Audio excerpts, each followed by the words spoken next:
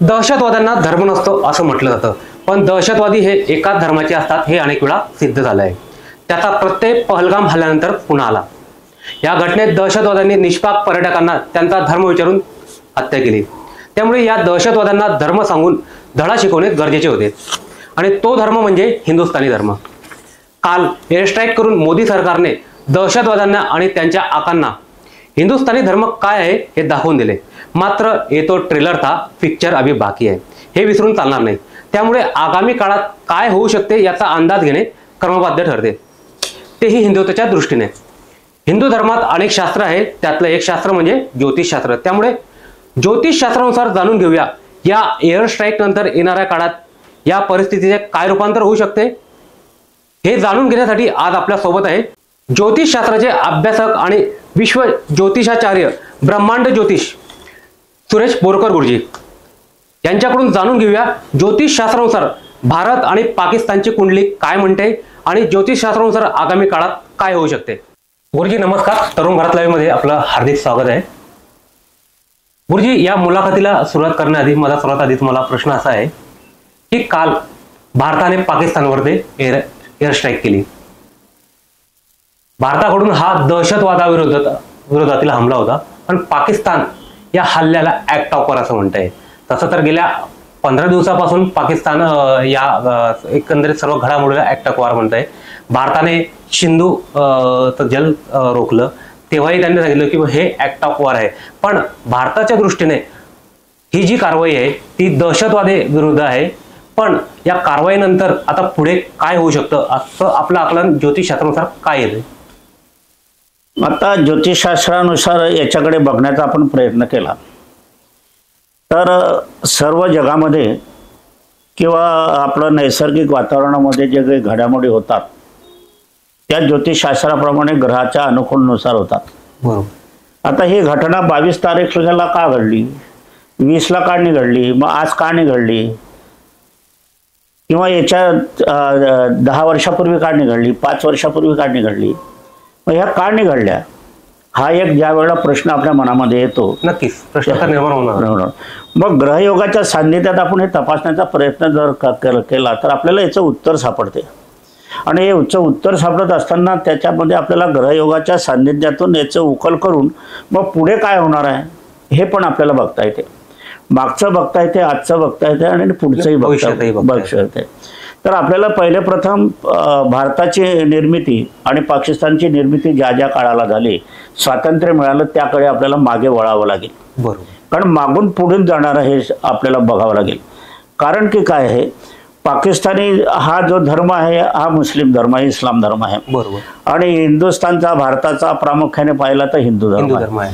आता याच्यामध्ये आपण हिंदू धर्मीय सूर्याला नमस्कार करतो म्हणजे पूर्वेला करतो. बरोबर. इस्लाम संस्कृती पश्चिमेला करते म्हणजे हा विरोधाभास आहे. सुरुवातीपासून विरोधाभास आहे, तो विरोधाभास राहणार, तो कधी मिटणार नाही. बरोबर.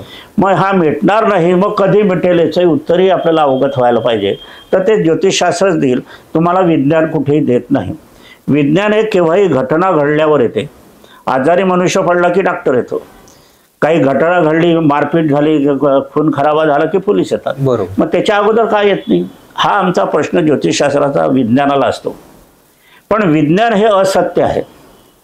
विज्ञान हे असत्य आहे की आता ह्या घटनेचं उकल का नाही सांगितलं. मग आम्हाला ज्या वेळेला प्रश्न येतो विज्ञानाकडून की तुम्ही उकल का करणार, तुम्ही आमच्याजवळ आलेच ते तर आम्ही कसं सांगणार. बरोबर. बरं, प्रसारमाध्यमातून आम्ही जाण्याचा प्रयत्न करतो तर प्रसारमाध्यमांनाही त्याचं काही वार्ता नसते.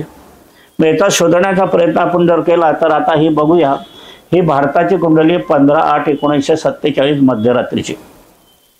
पण भारताला स्वातंत्र्य मागून मिळालेलं आहे, अगोदर पाकिस्तानला मिळालं हे लक्षात घ्या. हे कोणीच घेत नाही. पाकिस्तानला 14 तारखेला मिळालं आहे, तेही मध्यरात्री मिळालेलं आहे. आणि म्हणून या दोघांच्या कुंडल्या वेगवेगळ्या येतात. पुष्कळशी ज्योतिषी काय करतात की 15 ऑगस्ट हा स्वातंत्र्य दिन मानतात. पण 15 ऑगस्ट आपला संबंध येतो पाकिस्तानशी. मग पाकिस्तानशी संबंध येत असताना आपल्याला पाकिस्तानची कुंडली काढावी लागेल, त्यांचेही ग्रहयोग बघावे लागतील. एखादा राक्षस असला, एखादा खुनी असला तर त्याची नशिबात काय आहे हे बघायला पाहिजे ना. आणि आपल्या कुंडलीपेक्षा पाकिस्तानची कुंडलीचं परीक्षण करणं आपल्याला अत्यंत आवश्यक आहे. आता या ठिकाणी आपण बघितलं तर ही आपल्याला 23:30 म्हणजे 11:30 जे आहे आता ह्या पाकिस्तानचा जन्म या ठिकाणी झाला, तर हे जे आहे याला लग्नस्थान म्हणतात, म्हणजे उदयमान. वास्तविक लग्न हा शब्द चुकीचा आहे. ओके. परंतु अजूनही तो परंपरागत ज्योतिषशास्त्रामध्ये कुंडलीमध्ये लग्न हा एक प्रामुख्याने वापरला जाणारा शब्द आहे आणि त्याच्यावरती ज्योतिषशास्त्राचा बराचसा फोकस आतापर्यंत आपण ऐकत आलोय किंवा बघत आलोय.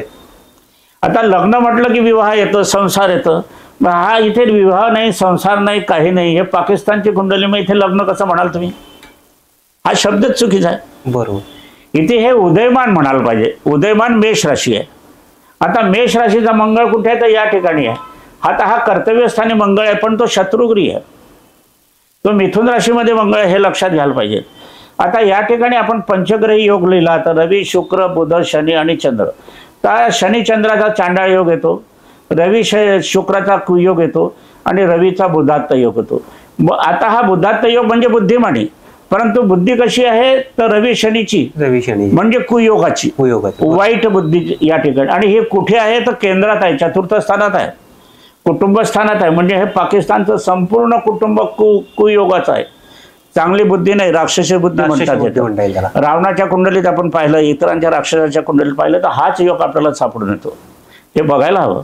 आता या ठिकाणी पहा, हा गुरु आहे जो षष्टम स्थानात आहे. गुरु षष्टम आहे म्हणजे इथे चांगली बुद्धी नाही. कारण तो कशा आहे? तर कन्या राशीत आहे. कन्या राशीत असत असताना या ठिकाणी मंगळाची दृष्टी गुरुवर आहे आणि मंगळाची गुरुवर दृष्टी असताना आपण या ठिकाणी 1, 2, 3, 4 म्हणजे चतुर्थ योग आहे, कुटुंब योग म्हणतात त्याला. म्हणजे संपूर्ण पाकिस्तानचं कुटुंब हे दूषित आहे. फार थोडे मुठभर लोक असतील की ते हिंदुस्थानची बाजू घेत असतील, पण अधिकांश 99% घेतले तर हिंदुस्थानच्या विरोधीत बाजू घेणारे लोक पाकिस्तानी नागरिक आहेत. आणि राज्यकर्ते पण तसेच आहेत. एखादा आजपर्यंत राज्यकर्ता असा नाही आला की त्यांनी हिंदुस्थानला सपोर्ट केलेला आहे. आता हे बघत असताना या ठिकाणी आपण पुन्हा भारताकडे जाऊया. तर भारताची हे ऋषभ आहे, उदयमान लग्न. आता ऋषभ राहू केतू या ठिकाणी असल्याने म्हणजे ग्रहण योगाची ही पत्रिका झाली. म्हणजे भारताला नेहमी हे ग्रहण आहे पाकिस्तानचं, हे कधी न सुटणार आहे. हे मात्र गोष्टी भारताने अनुभवल्या आणि स्वातंत्र्यानंतरही हे ग्रहण आपण बघतोय. आता काय आहे? या ठिकाणी कर्क राशी आहे, पुष्य नक्षत्र आहे. त्रयोदशी तिथी, ही जी त्रयोदशी तिथी असते हे यमकारक असते. म्हणजे नेहमी तुम्हाला यमाचे सामना करावा लागणार आहे भारताला. आता हा यमाचा सामना करत असताना मग याच्यात सिद्ध योग आलेला आहे भारताच्या कुंडली. म्हणजे यमाचा सामना करून आपल्याला नेहमी सिद्धता मिळेल. एक सकारात्मक सकारात्मक आहे. आणि पुष्य नक्षत्र आपण जर बघितलं तर हे रामाचं नक्षत्र आहे. रामाला 14 वर्षाचा वनवास झालेला आहे. तर ह्या 14 वर्ष काय का, आता 14 लाख वर्ष म्हणा का 1000 म्हणा का काही म्हणा, हा त्रासदायकच आहे. आता याला त्रासदायक आहे तर मला हे जखम आहे ही आपली, आणि हे पीडादायक आहे. किती वेळला करणार तुम्ही? मग याच्यासाठी याला नेस्तनाबूत करणं हे ध्येय हिंदुस्थानने ठेवायला पाहिजे. आणि हे ज्या वेळेला यशस्वी होईल त्याच वेळेला. तर गुरुजी, मी एक प्रश्न विचारतो. जसं तुम्ही सांगितलं की पाकिस्तानला नस्तेनाबूत केलं पाहिजे, हे सवाल म्हणता येईल का? नाही, अजून आता ग्रहयोग येईल तेव्हा जरूर होईल. आणि काय आहे हे आपण जर या ठिकाणी बघितलं तर हिंदुस्थानला ज्या वेळेला स्वातंत्र्य मिळालं त्यावेळेला रमजान होता आणि रमजानचा शुक्रवार शेवटचा होता. हे कोणाच्या लक्षात येणार नाही तुमच्या. आता रमजानचा शुक्रवार हा शेवटचा फार महत्वाचा आहे, कारण रमजानचं सगळं पुण्य त्या दिवशी लिहिलं जाते. आता पुण्य ज्या दिवशी लिहिलं जाईल तसं पापही लिहिलं जाईल की नाही? बरोबर. म्हणून हे पाप यांच्या माथी येईल. आता हिंदुस्थानची पत्रिका या ठिकाणी बघितलं तर बुधात्त योग आहे, शुक्र चंद्राचा योग, सुंदर योग आहे या ठिकाणी. म्हणजे हौशी मौजी आहे. रवी म्हणजे इलेक्ट्रॉनिकच्या बाबतीत पुढाकार घेणार आहे. रवी बुधात्त योग बुद्धिमान मनुष्य आहे. शनी म्हणजे कायद्याने चालणारा मनुष्य. आजपर्यंत आपण जर बघितलं तर हिंदुस्थानने कधीही कुरघोडी केलेली नाही, प्रथम कधीही युद्ध केलेलं नाही. बरोबर. आणि प्रतिकार केला, नीतीच राहिली. शांततावादी प्रिय आहे. आता शांतता प्रिय काय झाला? ही ऋषभ राशी आहे, ही शांतता प्रिय आहे, जलकारक राशी आहे. आणि म्हणून जल म्हणजे पाण्याचा इथे भानगड आली आपल्या इथे. जे नदीची भानगड आली, पाण्याची भानगड आली ते या ग्रहामुळे. तर हा ग्रह असत असताना या ठिकाणी पण तुला राशी हा पण पाण्याचा ग्रह आहे. आणि एक आहे ही वृश्चिक राशी, अग्नियोगाची राशी मानली जाते. परंतु ज्योतिषशास्त्राप्रमाणे ही जलकारक राशी आहे. आता जलकारक राशीला दृष्टियोग करते आहे. हा दृष्टी परावर्तनाचा योग मोठा झालेला आहे. म्हणून नेहमी समस्या पाण्याचीच येईल. जोपर्यंत तुम्ही पाणी अडवत नाही तोपर्यंत हा नीट होत नाही. कारण याला तुम्ही पाणी पाचताय, शत्रूला पाणी पाचताय. एक प्रकारे आपल्या त्या जलवर्तेत तो फुलतोय आणि आपल्याला डोळे दाखवतात. बरोबर असं होते. तर या ठिकाणी आपल्याला हे बघायला मिळते. आता या ठिकाणी बघत असताना आपल्याला बघा 1 2 3 4 आणि हे 5. आता मंगळ हा मंगळ भूमीचा कारग्रह आहे, भानगडीचा कारग्रह आहे, परंतु तो बुधात्य योगात आहे, मिथुन राशीचा आहे. म्हणून बुद्धीने चालणार. आणि त्याच्यासोबत काय गुरु आहे. गुरु म्हणजे सात्विक विचाराचा ग्रह आहे. याच्यामध्ये योग काय आहे की नवपंचम योग झालेला आहे. हा नवपंचम योग कधीही आपला हिंदुस्थान असा पाकिस्तानला बेचिराग करणारच नाही.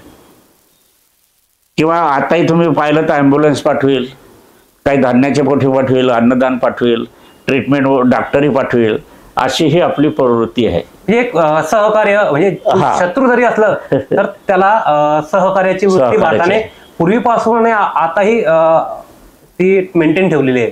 पण तरीही पाकिस्तानकडून ज्या कुरघोड्या होत आहेत त्याचं तुम्ही कसं बघताय या सर्व? कारण हा याचा फायदा घेतोय. सापाला तुम्ही कितीही काही गोंजारलं गिजारलं तर तो सापच राहणार आहे. त्याला मारल्याशिवाय नाही. आणि सापाला मारता येत नाही कायद्यानं, हाही एक प्रश्न आलेला. ठेचता नाही येत. असा योगाची ही पत्रिका आपण पाहत असताना ही भारताची पत्रिका आणि पाकिस्तानच्या पत्रिकेत महत् अंतर आहे. असा योग आहे. आपण कुंडलीमध्ये आपण बघत असताना या ठिकाणी 8-4चा योग झालेला आहे. 8-4चा योग म्हणजे कुटुंबादी योग म्हटलं जाते, सुखाचा योग म्हटलं जाते. आता हा सुखाचा गुरु ठिकाणी सुखाचा चतुर्थ स्थानात येतोय या कुंडलीच्या इथून. म्हणजे भारताला सुख मिळणार आहे नक्की, पण ते कधी मिळणार आहे हे आपल्याला ज्योतिषशास्त्राच्या आडाखानुसार बघावं लागणार आहे. आता हा असा योग या ठिकाणी आपण पाहत असताना आता 22-25 तारीख आपण जर पाहिली मागची एप्रिलची, तर 22 एप्रिलला हा कुयोग होता मोठा. हल्ल्याच्या दिवशी आणि तो ते तुम्ही कसं बघतात त्या? आता त्यावेळेला काय होतं की त्यावेळेला आपण पश्चिम बाजू बघितली तर पश्चिम एक अधिकाधिक कुयोग झालेला होता, अग्नियोग झालेला होता. आणि अग्नियोगाचाच परिणाम हा असा झाला, त्याला दुसरं कुठलंही कारण नाही. त्याच्यानंतर मात्र हा अग्नियोग राहिला नाही, त्याच्या अगोदरही झालेला नाही. स्फोटक योग म्हणतो. शनी मंगळ आले की स्फोटक होतो, बुध मंगळ आला की सांसारिक जीवन उद्ध्वस्त होतं, शुक्र रवी आला की मनुष्य फैली होतात. असे जे एक आडाखे आहे ज्योतिषशास्त्राचे, त्या बाबतीत हा आडाखा आपल्याला या ठिकाणी बघायला मिळतो.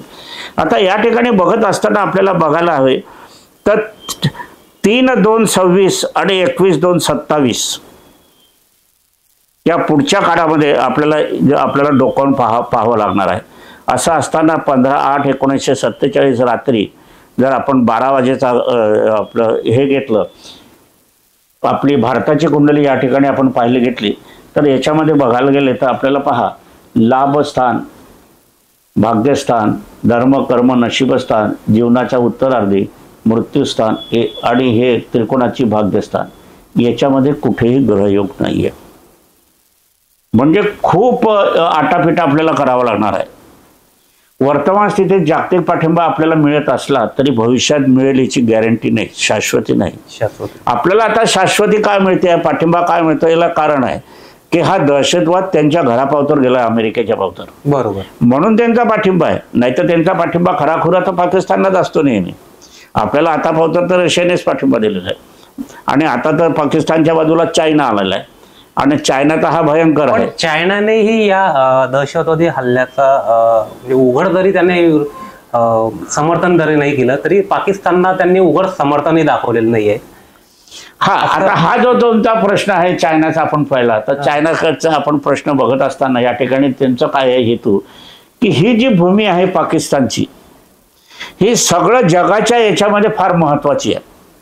जो पाक व्याप्त काश्मीर आहे, ज्या वेळेला लाल बहादूर शास्त्रीने केलं आणि ती रेषा मांडली गेली, मॅकमोहन रेषा, ते मॅकमोहन रेषा आपल्याला अमेरिकेने मांडली त्यावेळेला. आणि अमेरिकेने त्याच्या पलीकडे जो आहे तर अमेरिकेच्या दृष्टीने तो भाग फार महत्वाचा आहे. पीओकेचा POPचा. कारण की काय की अमेरिकेचे ज्या वेळेला विमान येतात, लढाऊ येतात, त्यावेळेला त्याच्यात इंधन भरण्यासाठी कुठेतरी उतरावं लागतं. आता वर्तमान आपण अफगाणिस्तान, इराणवर ज्या वेळेला हल्ले झाले त्यावेळेला पाकिस्तानने तिथे उतरू दिलं होतं आणि काश्मीरमध्ये उतरलं तर फार सोपं जाणार आहे. म्हणून अमेरिकेला हा काश्मीर असा वादातीत ठेवायचा आहे, त्याला कधीही सोडून देण्याची त्याची इच्छा नाही. आणि आजही आपण पाहिलं तर 12ने भाग आपला सरासरी हा पाकव्याप्तच आहे. आणि हल्ले केलेले आहे आपण जे केले आहे ते तर पाकव्याप्त काश्मीरमध्ये फार कमी झालेले आहे, इकडेच झालेले, राजस्थानच्या बॉर्डरवरच जवळपास झालेले आहे. आणि अंतर्गत काही गेलो नाही आपण फारसे. जसे लालबहादूर शास्त्री कराची 14 किलोमीटर आत गेले होते आपण, तसे काही आतमध्ये गेलो नाही. म्हणजे याला युद्ध म्हणतच नाही.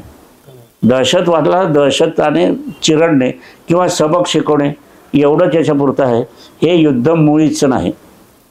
तर गुरुजी, जसं की हा जो दहशतवादी हल्ला असल्याचं भारताने स्पष्ट केलेला आहे, बरोबर आहे. पण सध्याची स्थिती, पाकिस्तान कडून येणारे वक्तव्य वगैरे या सर्व गोष्टी विचारात घेतल्या तर तुम्हाला असं ज्योतिषाचं असं वाटतं का की युद्ध या घटनेचं युद्धात रूपांतर होईल भविष्यात?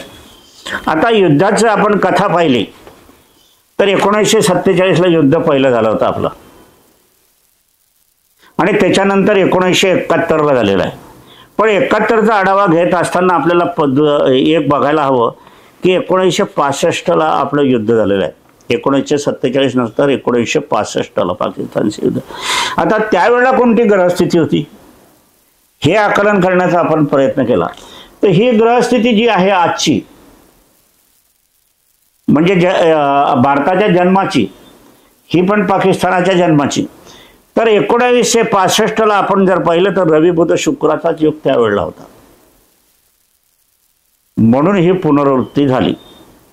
आता शनी मंगळाचा षडाष्टक त्यावेळेला होता 1965ला, आणि गुरु आपण त्या ठिकाणी पाहिला तर गुरु हा आरामात बसलेला होता, आणि म्हणून हा गुरु हा केंद्रात असल्या कारणाने आपल्याला विजय प्राप्त झाला.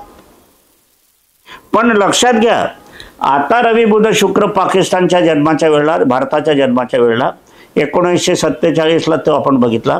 1965ला दुसरं युद्ध झालं, त्यावेळेला रवी बुध शुक्राचाच योग होता. ग्रहयोगाचा अभ्यास करत असताना नंतर झालं 1971चं युद्ध, हे तिसरं युद्ध झालं. आता या तिसऱ्याच्या युद्धातही गंमत बघा, त्यावेळेला रवी बुध शुक्राचा योग होता. पहा कसा योग आहे. बरोबर. आता हे ज्या वेळेला ग्रह येतात त्याच वेळेला ही परिस्थिती निर्माण होते. आता हे काही ग्रहयोगाने किंवा आणून ताणून आणलेली नाहीये, सर्वजण याचा अभ्यास करू शकतात. त्यावेळेलाही गुरु केंद्रात होता, यावेळेलाही गुरु केंद्रात आहे. म्हणजे 1971च्या वेळेला. मग 71च्या वेळेलाही आपण यशस्वी झालो. पाकिस्तानचे 2 तुकडे आपण केलेले आहोत. 99,000 सैनिक आपण ताब्यात घेतलेलं होतं त्यावेळेला इंदिरा गांधी. असा योग असताना या ठिकाणी पहा, शनी मंगळाचा नवपंचम योग झालेला आहे. मंगळ म्हणजे भूमी, शनी म्हणजे हत्यार, वार करणारा, न्याय देणारा. तो नवपंचम योग झालेला असल्यामुळे आपण जिंकलेलो आहोत. आणि त्यावेळेला रवी बुध शुक्र आणि मंगळ राहूचा षडाष्टक योग झालाय, म्हणून पाकिस्तानचे 2 तुकडे झाले. आता ही 1971ची गोष्ट आपण या ठिकाणी बघत असताना आपल्याला आता याच्यानंतर 1999चं कारगिल युद्ध बघायला. कारगिल युद्ध विसरून जा, म्हणजे त्याच्यावर चर्चा नाही केली तर कदाचित ही आपली चर्चा अपूर्ण ठरेल. बरोबर. कारण सांगोपाग विचार आपल्याला परिपूर्ण करायला हवा. बरोबर. आता 1900 वेळेला त्यावेळेला कोण होतं तर वाजपेयी सरकार होतं. बरोबर. आता वाजपेयी सरकार होतं तर वाजपेयी सरकारने कारगिल पावतर युद्ध आपलं सैनिक नेलेले होते, परंतु त्याच्या अगोदर आपल्याला माघार घ्यावी लागली होती. कारण अमेरिकेने सांगितलं होतं की तुम्ही मागे जा. मग वाजपेयीने ते मागे आलं आणि त्यावेळेला अमेरिकेचा डाव होता, म्हणून कारगिल युद्धावर सगळं पाकिस्तानी सैन्य वर चढलं गेलं. आणि त्याच्यानंतर आपण जो केलं कारगिल युद्ध, तर आपल्या याच्यामध्ये पुष्कळशे जवान शहीद झाले. हा विजय जो आहे हा दुःखद विजय एकीकडे आहे, पण एकीकडे आनंदाचा विषय असा हा आहे. कारण त्याच्यामध्ये हजारो म्हणा का शेकडो म्हणा, त्याची काही गणती करता येणार नाही, तिथं सरकारलाच माहीत असते. पण त्याच्यामध्ये मात्र हानी पुष्कळ झालेली आहे. कारण आपल्याला खालून वर जावं लागत होतं आणि ते वरतून खाली येत होतं. हा 1990. आता 1999 कारगिलचं युद्ध सर, या वेळेलाही रवी बुध शुक्राचा योग बघा. पहा कसा योगायोग. योगा म्हणा का ग्रहयोगाची करामत म्हणा. आता हा रवी बुधाचा शुक्राचा योग या ठिकाणी असताना षडाष्टकी पुन्हा आलेला आहे तो राहूशी, आणि नवपंचम योग आलाय मंगळाशी. आपण मागच्या याच्यात बोललो नवपंचम योग, तो आलाय रवी बुध शुक्र मंगळाचा. आता याच्यामध्ये काही आपल्याला भूमिका घेतली गेली नाही. आपली जे होतं तेच आपलं आपण मिळवलेलं, दुसरं काही मिळवलेलं नाही. आणि गुरु त्यावेळेला बलाढ्य होता, स्वराशीचा बलाढ्य म्हणून. पण याच्यातून नुकसान करणारा योग तो का झाला तर रवी बुध शुक्र राहूचा षडाष्टक योगाने ही अपरिमित हानी झालेली आहे, अशी आहे. आता प्रश्न सांगा, तुम्हाला काय शंका आहे मला बोला. मुख्य प्रश्न कोणी तोच की ही या एअर स्ट्राईक नंतर जी चर्चा आहे, भारताच्या दृष्टीने हे युद्ध नाही, ही आतंकवाद्यांच्या विरोधातली कारवाई आहे. पण पाकिस्तानकडनं हे युद्धात ऍक्ट ऑफ वॉर असं म्हटलं जात आहे. तर या एअर स्ट्राईकचं येणाऱ्या काळात युद्धात रूपांतर होऊ शकतं की नाही, ज्योतिषशास्त्राच्या दृष्टीने आपण त्याच्यावर एक्झॅक्ट आपलं काय भाष्य असेल. आता बहुतांशी आपण चर्चा पाहिली ज्योतिषशास्त्रात, तर 20 मे सांगतात आहात, येणारे 20 मे. आता 20 मेची आपण कुंडली जर बघितली तर बुध हर्षल हा योग आणि बुध मंगळाचा नवपंचम योग. असं असताना रवी हा जो आलेला आहे तो शुक्र राशीत आलेला आहे, म्हणजे वृषभ राशीत आलेला आहे. शुक्र शनी हा जो आलेला आहे तो मीन राशीत आलेला आहे, आणि गुरु हा कुंडलीमध्ये मिथुन राशीत आलेला आहे. म्हणजे सगळ्या ग्रहाची फाकाफाक झाली आहे. जसे आपल्याला इथे दिसतात असे ग्रह 20 तारखेला मुळीच नाही. म्हणजे इतरांचा जो अंदाज आहे तो माझ्या मते खरा ठरणार नाही. म्हणजे युद्धाची परिस्थिती 20 तारखेला होणारच नाही, एवढे मात्र खात्री कुंडली देते आहे, ग्रहयोग देत आहे. आता मे आपण जर बघितलं तर मे जो झाला हे जे 26 लोक मृत्युमुखी पडले त्यावेळेचे ग्रहयोग बघितले तर बुध शुक्र शनी राहू हाच योग त्यावेळेला होता. 22 तारखेला पुन्हा हाच योग. आपण आतापर्यंत युद्धाची परिस्थिती पाहिली, आतापर्यंत अतिरेकी हल्ले पाहिले, आतापर्यंत ज्या वेळेला 20-25च्या जणापेक्षा अधिक मृत्यू पाहिले, तर त्यावेळेला रवी बुध शुक्र शनीचेच योग दिसतात आपल्याला. आता हे योगायोग नाही, हा तर निसर्गाचा योग असेल किंवा भविष्यात काय लिहिलेलं आहे ते ज्योतिषशास्त्र जाणू शकत असते. आता या ठिकाणी बुध मंगळाचा योग आपण नवपंचम योग असला तोही आपण या ठिकाणी बघायला पाहिजे. परंतु हा युद्धाची स्थिती मात्र होणार नाही एवढं मात्र नक्की. आता 20-25 आपण मंगळवार त्या दिवशी येतो, त्यावेळेला शुक्र शनीचा योग आहे. मंगळ नीचेचा असला, रवी बुध दूर गेलेला आहे, गुरु दूर गेलेला आहे, म्हणून तो काही हा योग असा होत नाही. म्हणजे भविष्य काळामध्ये आपण जर युद्धाची परिस्थिती मांडली किंवा अंदाज घेतला, भाकीत वर्तवलं, तर ते मुळीच शक्य नाही. आणि हे जास्तीत जास्त 25 तारखेपर्यंत हा खेळ चालेल हुतुतूचा, बाकी काही नाही. याला हुतुतूचा खेळ म्हटलं, कबड्डीचा खेळ म्हटला तरी चालेल, तिकडनं निकडनं जाणं येणं आहे, दुसरं काही नाही.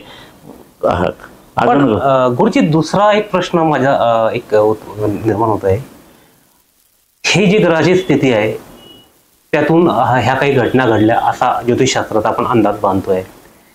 पण जसं तुम्ही भारताची कुंडली एक्सप्लेन केली तर येणाऱ्या काळात पाकिस्तानमध्ये जे गृहयुद्ध चालू आहे जसं BLA वगैरे, तर त्यांना ह्या ग्रहामध्ये असं होऊ शकतं का की पाकिस्तानचे पुन्हा तुकडे पडतील?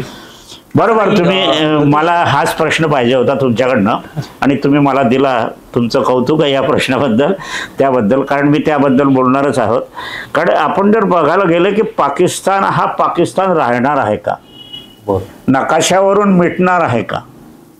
कारण तो मिटल्याशिवाय आपल्याला मिळणार नाही. आणि तो मिटवणं आता हे युद्धाच्या नीतीमध्ये याच्यामध्ये तर होणारच आहे, परंतु ग्रहयोगाची साथ त्याला हवी आहे.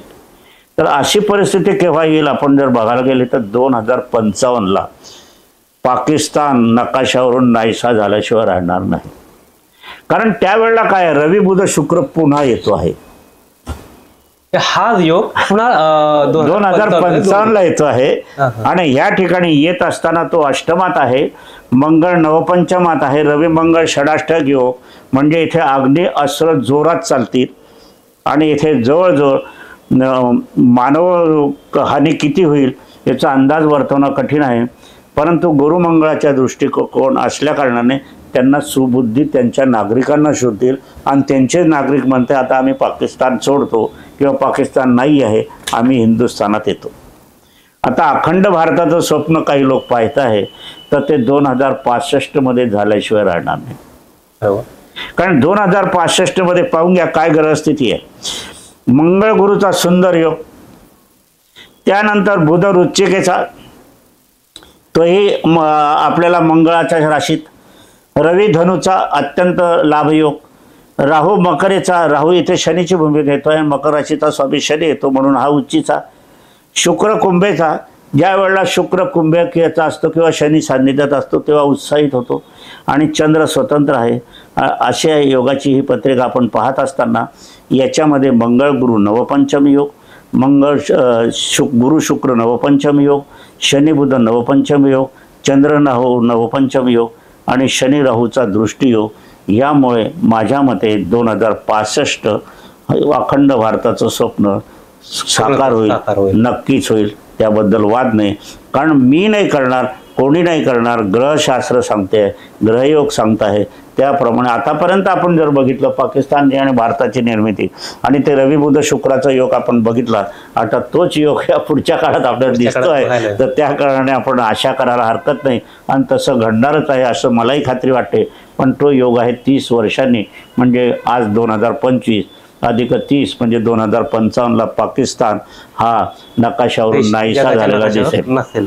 आता नक्कीच, कारण पाकिस्तानच्या ज्या कारवाई आपण लक्षात घेतल्या, त्यांची जी भूमिका ही जगाच्या शांततेला मारकत आहे आणि त्यांची हीच भूमिका त्यांना नष्ट करेल, त्यात काही शंकाच नाही. पहलगाम हल्ल्यानंतर जी परिस्थिती उद्भवली आहे त्या संदर्भात चर्चा करण्यासाठी आपल्या स्टुडिओला बोरकरजी गुरुजी आले होते आणि या चर्चेदरम्यान गुरुजींनी 1947, 1965, 1971, 1999 आणि आजची परिस्थिती, या एकंदरीत परिस्थितीचा आणि त्या वेळेत असलेल्या ग्रहस्थितीचा आकलन आपल्याला या मुलाखतीच्या माध्यमातून करून दिलं आणि त्या काळात ह्या ज्या ग्रहस्थिती होती आणि त्या ग्रहस्थितीनुसार काय परिणाम घडले आणि काय स्थिती निर्माण झाली ते त्यांनी एक प्रत्यक्षरित्या आपल्याला कुंडलीच्या माध्यमातून एक्सप्लेन करून सांगितलं आहे. आणि त्यांनी आताच्या परिस्थितीवर जो ज्योतिषशास्त्रानुसार अभ्यास केला, त्या अभ्यासानुसार ह्या कारवाईचा जी भारताने पाकिस्तानवरती एअर स्ट्राईक केलेली आहे आणि पाकिस्तान जे म्हणतोय की हे ॲक्ट ऑफ वॉर आहे, तर येणाऱ्या काळात खरंच या स्थितीचा युद्धात रूपांतर होईल का असा जो प्रश्न सर्वसामान्यांच्या मनात होता, त्याचंही गुरुजींनी स्पष्टपणे उत्तर दिलेलं आहे. गुरुजींच्या म्हणण्यानुसार ही जी स्थिती आहे ती हुतुतुची आहे आणि युद्धासारखी परिस्थिती निर्माण होणार नाही. एकंदरीत हे ह्या स्थितीचं युद्धात रूपांतर होणार नाही असं ज्योतिषशास्त्रांच्या दृष्टीने गुरुजींनी इथं स्पष्ट केलेलं आहे. अतिशय अभ्यासपूर्ण या गोष्टी त्यांनी उलगडल्या आहेत. मी तरुण भारत परिवारातर्फे गुरुजी आपलं आभार मानतो. आपण वेळात वेळ काढून या सर्व परिस्थितीचं ज्योतिषशास्त्राच्या दृष्टीने आकलन करून ते सोप्या पद्धतीने समजावून सांगितलं, त्याबद्दल आपले मनस्वी आभार. तरुण भारततर्फे मला बोलवण्यात आलं, मला सन्मान दिला आणि एक प्रकारे या युद्धाच्या बाबतीत पाकिस्तान भारताच्या बाबतीत ज्योतिषशास्त्र काय म्हणते याचं मनोगत उलगडण्याचा प्रयत्नाची संधी मला त्यांनी दिली. खरोखर पाहायला गेले तर हा परीक्षेचाच पेपर होता माझ्या दृष्टिकोनातून आणि मी शेवटी सांगितलेलं आहे की पाकिस्तान हा जो नष्ट होणार आहे 2055ला भारताच्या भूमीवरून, म्हणा की नकाशाच्या भूमीवरून नकाशा त्यांचा नाहीसा होईल आणि 2065ला अखंड भारताचं स्वप्न जे आहे लोक पाहत आहेत ते स्वप्न पूर्ती होईल असं ग्रहयोग माध्यमातून मी तरुण भारताला सांगू इच्छितो. पुनश्च तरुण भारताचे आभार. धन्यवाद. धन्यवाद.